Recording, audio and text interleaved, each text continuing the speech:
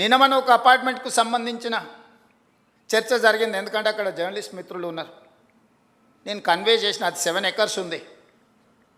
ఆ 7 ఎకర్స్లో మూసీ నది ఒడ్డున, ఈసా నది ఒడ్డున ఉంది. అది నదులకు బఫర్ జోన్ 50 మీటర్లు, నాలాకు బఫర్ జోన్ 10 మీటర్లు. ఈసా నది ఒడ్డున ఇది నాలా అని చూపించి 2004-05లో బిల్డరు అనుమతి తీసుకొని వచ్చి అక్కడ అపార్ట్మెంట్స్ కట్టింది. 2004 తర్వాత 2012లో చట్టాన్ని సవరించి స్పష్టంగా నాలా అయితే ఎంత ఉండాలో, చెరువులు అయితే ఎంత ఉండాలి బఫర్ జోన్, నదులైతే ఎంత ఉండాలి బఫర్ జోన్, కేటగారికల్గా చట్టాన్ని మనం ఆమోదించుకున్నాం. శాసనసభలో 2012 నుంచి యాక్ట్ మనం ఇంప్లిమెంట్ చేస్తున్నాం. దాని ప్రకారం మూసా నది కానీ ఈసా నది కానీ నది ఒడ్డున 50 మీటర్ల బఫర్ జోన్, ఎవరు ఏమి కట్టడానికి వీల్లేదు, కట్టినా కూడా వాటిని తొలగించాలి. భూ యాజమాన్య హక్కులు మీ దగ్గర ఉన్న నష్టపరిహారం ఇస్తారు తప్ప అందులో ఎలాంటి నిర్మాణాలు జరగడానికి లేదు. NGT directions, supreme court directions, all constitutional authorities have decided to remove all these buffer zones.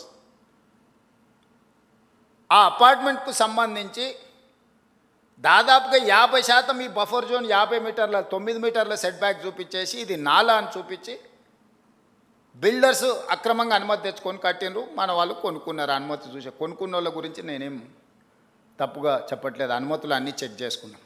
నేను ఈ మధ్యలో ప్రాజెక్టుని టేకప్ చేయాలనుకున్నప్పుడు చూస్తే మోర్ దాన్ 50% బఫర్ జోన్లు ఉన్నది. దీంట్లో చాలామంది తెలిసిన మిత్రులు ఉన్నారు.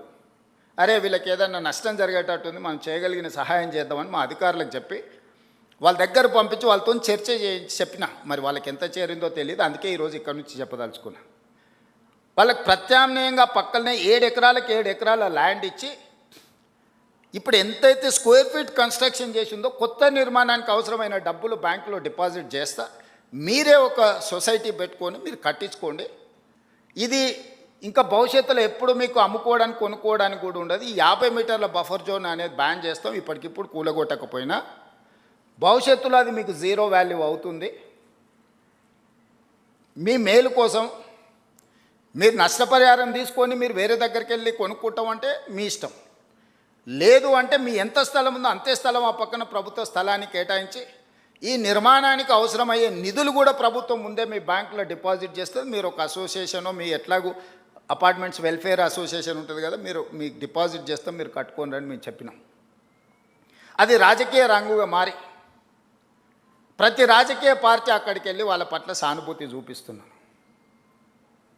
సానుభూతితో ఇది సమస్య పరిష్కారం కాదు. నేను ఆ మిత్రులకు సవినయంగా విజ్ఞప్తి చేస్తున్నా. 50 మీటర్ల చట్టము అమల్లో ఉంది. ఆ చట్టాన్ని నేను మార్చలేను. నేషనల్ గ్రీన్ ట్రిబ్యునల్ నుంచి సుప్రీంకోర్టు వరకు ఇచ్చిన గైడ్లైన్స్ ప్రకారం ఏర్పడింది. ఆ 50 మీటర్ల బఫర్ జోన్లో ఉన్న అన్ని అపార్ట్మెంట్స్ 0 వాల్యూ, నివసించడానికి పనికొస్తుందేమో కానీ దాని ఫైనాన్షియల్ వాల్యూ 0. అట్లాంటివి మేము సేకరించి వాళ్ళకి మేలు చేసి వాళ్ళని పక్కకు తరలించి వాళ్ళకి ప్రత్యామ్నాయం చూపిద్దామని అంటే లేదు మేము అడ్డుకుంటామని రాజకీయ పార్టీలు అక్కడికి వెళ్తున్నాయి.